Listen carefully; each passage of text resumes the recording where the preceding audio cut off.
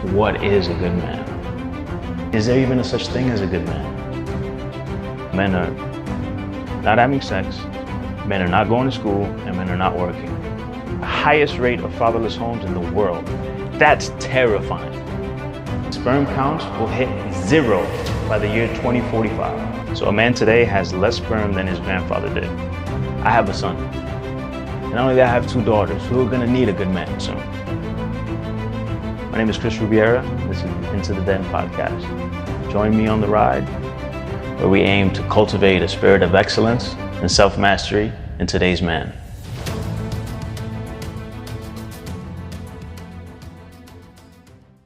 What's up, y'all? Welcome to the ITD podcast. I'm your host, Chris Rubiera. And today we're gonna jump right into it with the big question. What is a good man? What does it mean to be a good man? Why should you be a good man? It seems there are plenty of shitty men out there who are doing just fine. And there's no guarantee that being a good man is gonna get you everything you want in life. So I figure we jump right into the meat of this podcast, which is asking the big questions. And I'm sure there's no way we're going to get to the bottom of a question as broad and as huge as what's a good man or how to be a good man in 40 minutes or whatever. But I figure we try. And I want to start with a story. The story's called The Men Who Stole Time. It's from a book called The Greatest Stories Never Told by Rick Beyer. The early Romans used the moon as a measure of the months. That led to a 12-month year that came up short, with only 355 days. To keep the seasons straight, the custom of occasionally adding extra weeks and months began. But the potential for mischief was too great a temptation. Corrupt public officials began to manipulate the calendar to prolong their term in office and shorten the term of hated rivals. Of course they did. In essence, they were stealing time to further their own political purposes. By 46 BC, the Roman year was more than 2 months off. That's when Julius Caesar took charge. He mandated a new solar calendar, making the year 365 days long. He changed New Year's Day from March 1st to January 1st and added an extra day every 4 years. Opponents grumbled that Caesar, not content with ruling the earth, was now trying to command the heavens above. To bring the calendar back on track, Caesar added 2 extra months to the year 46 BC, sticking them in between November and December. He also squeezed in an extra 3 weeks between February and March. The result was a year such as no one had ever seen before. 445 days long. In Rome, this forever became known as the Year of Confusion. Even though, as Caesar himself was quick to point out, it was actually the year the confusion came to an end. I like that story. So the other day I was on a walk with my girlfriend and she said, you know, what we're trying to do, she has a podcast herself. And she was like, what we're trying to do is just learn publicly. And I was like, I'm stealing that. So I'm stealing that. We're just learning publicly. So I'm just going to use the tools that we have at hand. I have some books here. I have my coffee. I have a laptop. I'm just going to Google, what is a good man? We're just gonna freestyle this. First thing that comes up is the Good Men Project. A good man is secure and confident, but not arrogant. That means he treats everyone with respect until they give him a reason not to. He knows that giving respect and agreement are not the same thing. And the key is to treat people with kindness, humility, and grace. Okay. I see you, Good Men Project. A lot of this stuff is just marriage. 11 qualities of a good man you should look for. A lot of relationship stuff. That's not what we're looking for. We're looking for, what is a good man? Why should you be a good man? Right? Okay, I found this. I'm gonna pull it up on my phone. I like this. This is The Definition of a Good Man by Dr. Kamal Bhattacharya from India. The definition of a good man. I have seen men who were like Dr. Jekyll and Mr. Hyde. They speak softly, but play hard. I've seen a man talking on YouTube about his character, that he is what he speaks, and later on I have found the man to be a hypocrite. This type of man falls in the category of harmful man. They pretend to be good, but they have a mask. Human character is like a stick, dipped in a glass of water that appears to be bent, but straight in reality, and vice versa. I like that imagery. A harmful person is a nemesis of society because he does not consider others' plight, but self. He has got only one yardstick to gauge everyone. He has no sense that every individual being is unique. Today, I shall try to showcase the qualities of a good man, by which he stands apart and attract the veneration of others spontaneously. He does not need to prove himself as a good man. All right, let's get into it. Every day across the world, we are being told to be a good person. But what does that really mean? I know, that's what I'm saying. Is a good person in America the same as a good person in communist North Korea? Hold. That's a fucking good question right there. Is a good person everywhere? Like, let's say you come from not having any role models and you still turn out good. Are you more good than the person who was taught that? Who was taught morality and taught virtues? Or does that just come from within? That's a sidebar, but that's something that came to mind when he just asked that. Is a good person in America the same as a good person in communist North Korea? I say yes. Now back to the article. I say yes. A good person is unlike the good citizen whose virtue is relevant to the regime in which they live. The good person is a good person no matter the regime, while the good citizen is only representative of that which the state deems best. The good man can be good anywhere because he follows virtue and finds happiness in that virtue. To illustrate this point, I will first define the good man, then the bad regime, and finally how a good man fits into the bad regime. So the good man. Okay, so he mentioned Socrates, which is cool because it's one of the books I had was Plato's Republic, in which he's just basically quoting Socrates. And that's cool. I was just going to take an excerpt from that later on. So those synchronicities happening here, that's cool. So Socrates, while under trial, explained this definition of a good person in refutation of the charge that he was ashamed of pursuing a dangerous occupation that had the possibility of death. He responded, "You are wrong, sir. If you think that a man who is any good at all should take into account the risk of life or death, he should look to this only in his actions. Whether what he does is right or wrong, whether he is acting like a good or a bad man." Boom. End quote. So here we have a very cut and dry explanation of the good man. He who does not concern himself with petty personal wants, but only whether his actions are good and just. He who does not concern himself with petty personal wants, but only whether his actions are good and just. We're kind of using good to define good there. So that's a little, confusing. But just, I've heard just, again, this is from Plato. Just is the balance between wisdom, courage, and temperance. So I think that's balancing those three things is justice, and is what I think Socrates defines as a good man or a just man.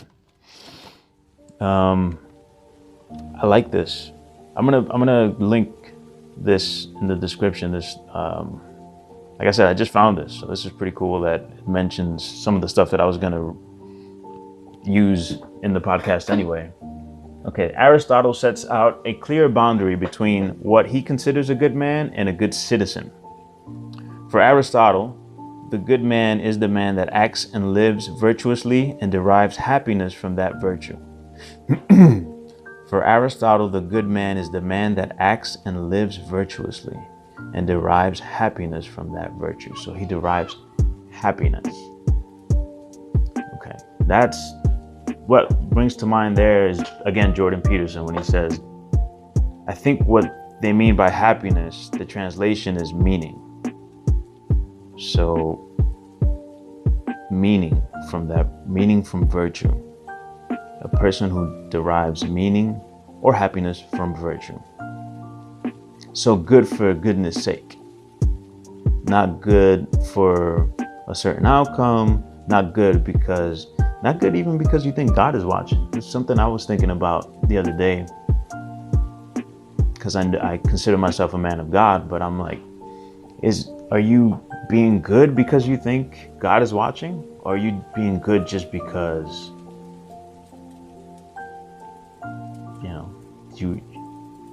you want to do good? You want to minimize suffering in the world. If you see an animal's, I don't know, it's just, if you see like an animal caught in a gate or somewhere in a trap and you try to help it, is it because you think God is watching? Or is it because you, in some sense, there's a little bit of God in you that just doesn't want suffering to exist in the world, and you want to mitigate as best you can suffering? It has to be something with suffering involved. Like the landscape, the moral landscape, Sam Harris, there has to be a spectrum between good and evil, good being the least amount of suffering and evil being the most suffering. And although I do believe God is watching, I don't think that, me personally, I don't think I do good things because God is watching. I think I want to do good things because I guess I derive happiness from virtue. All right, back to Aristotle. The good citizen need not of necessity possess the virtue which makes a good man. The separation is clearly evident. The fact that what makes a good citizen does not qualify someone to be a good person. So being a good person does not mean you have to, by association, be a good citizen. I like that. That explains the Revolutionary War. They are two distinctly different states. It is only in the best of regimes that the good person is also the good citizen. Hell yeah, I like that. So if your government is fucking up and you're a good person, it might be your duty to be a bad citizen. Yeah, I'm gonna post this in the description so you guys can read it and let me know what you think. And I like that. So from what I got so far from this is that a good man is one who does not concern himself with petty personal wants, but only whether his actions are good and just. And two, a good man is a man who is good for goodness sake, like who derives happiness from virtue. That's awesome. That's a good start. I wanted to read from the 5 dialogues of Plato. I think the introduction has a good little piece right here that I think can inform what we're trying to figure out here. So Socrates was a well-known character, expounding his philosophy of life in the streets of Athens to anyone who cared to listen. His mission, which he explains in the Apology, which is one of these 5 dialogues, was to expose the ignorance of those who thought themselves wise and to try to convince his fellow citizens that every man is responsible for his own moral attitudes. His mission was to expose the ignorance of those who thought themselves wise and to try to convince his fellow citizens that every man is responsible for his own moral attitudes. That sounds like a good man. He's trying to educate. A good man is one who tries to educate others, even his enemies. That's something to think about. You would think that, you would want to hurt your enemies. But I think Socrates says, no, you want to educate. That's justice. Justice is educating even your enemies. Or I think a good man doesn't have enemies. According to Socrates, a good man doesn't have enemies.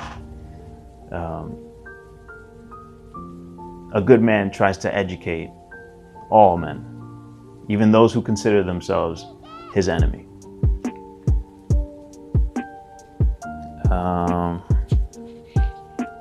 So there's something about education or educating others and probably educating yourself that is involved in becoming a good man. The aim is not to choose the right, but to become the sort of person who cannot choose the wrong and who no longer has any choice in the matter. Wow, that's powerful.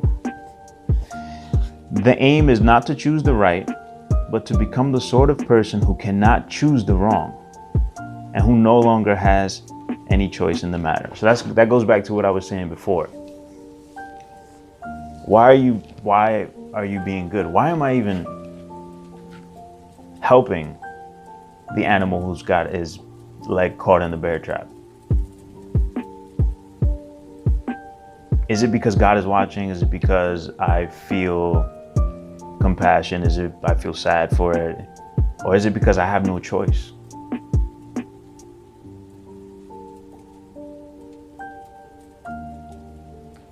I love that. I would hope it's because I have no choice. And that's more of a citizen of the world, just universally good man. When you have no choice but to do good, that fills me with happiness. So I guess Dr. Kamal Bhattacharya and Socrates are right. Or sorry, that was Aristotle who said that. The good man is the man that acts and lives virtuously and derives happiness from that virtue. Sick. All right, so I think we made some headway there on what a good man is, what it means to be a good man. Marcus Aurelius, waste no more time arguing about what a good man should be. Be one. Nice. What is that? Abraham Lincoln. Discourage litigation. Persuade your neighbors to compromise whenever you can. As a peacemaker, the lawyer has superior opportunity of being a good man. There will still be business enough. I have no idea what you're talking about, Mr. Lincoln, but I respect your opinion.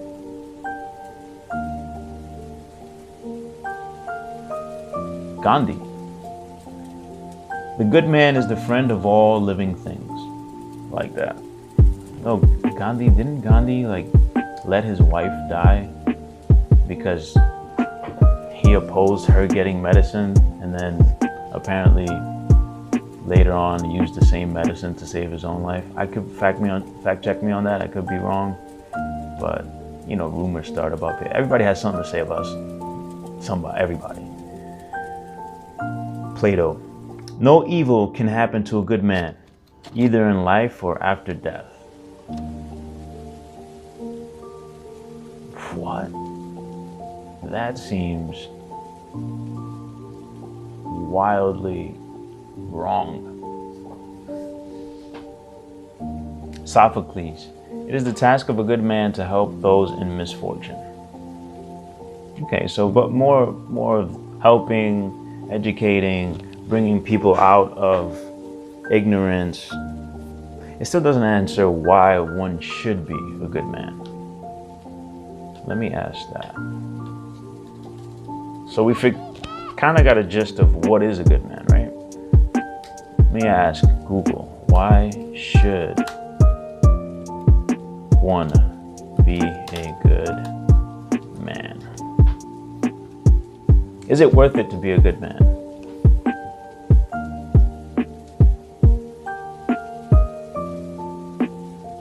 More relationship shit. Get out of here. Why is being a good man important?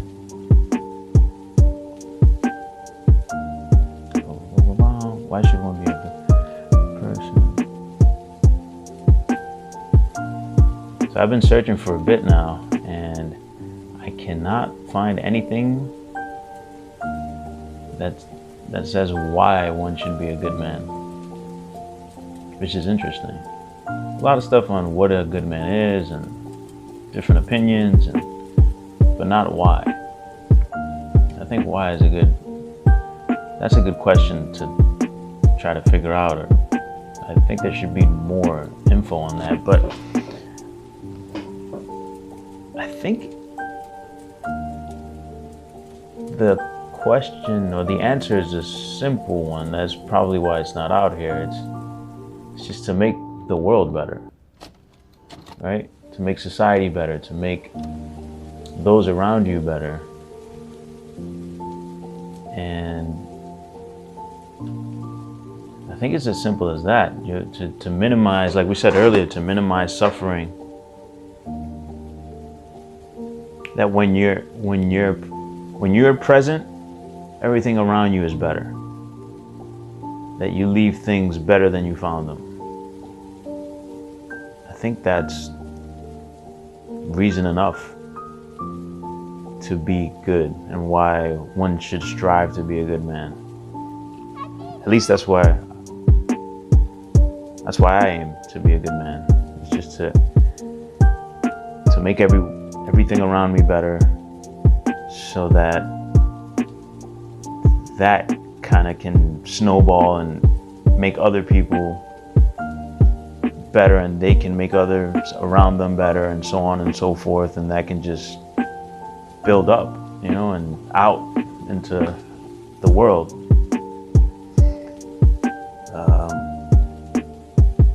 I don't see any other reason why one should be a good man, because like Aristotle said, it shouldn't be for self-interest. It shouldn't be because you want something in return, and it definitely shouldn't be because God is watching.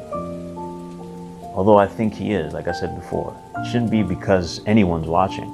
That's integrity, right?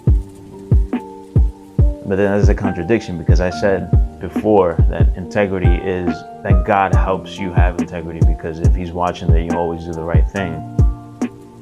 But it's not that he's watching, it's more like it's part of you, like that goodness and that God style is in you, and the God, whatever God is it's not somebody who's watching you. It's more like something that's in you, And not to say that I think I'm God, because I'm not.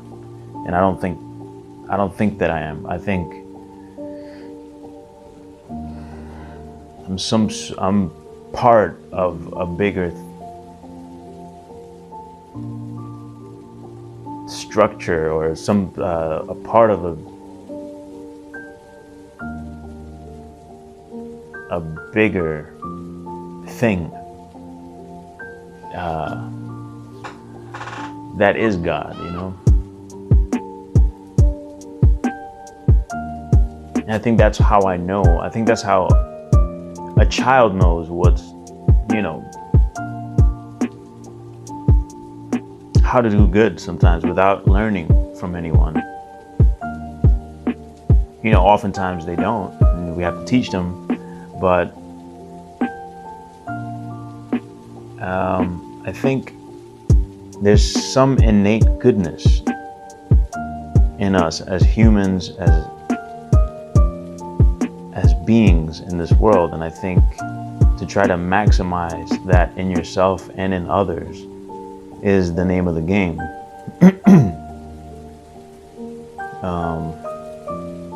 Yeah, I don't know how much clarity there like we've gotten to in this episode, but I think that's a good start. What's a good man? Why should you be a good man?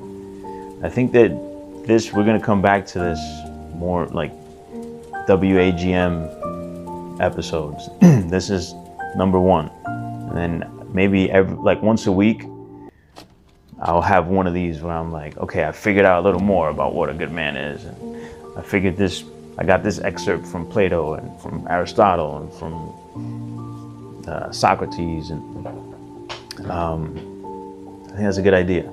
I want to learn publicly, and that was a little choppy, but I think it was good. It was good for me, so I hope it was good for you guys. And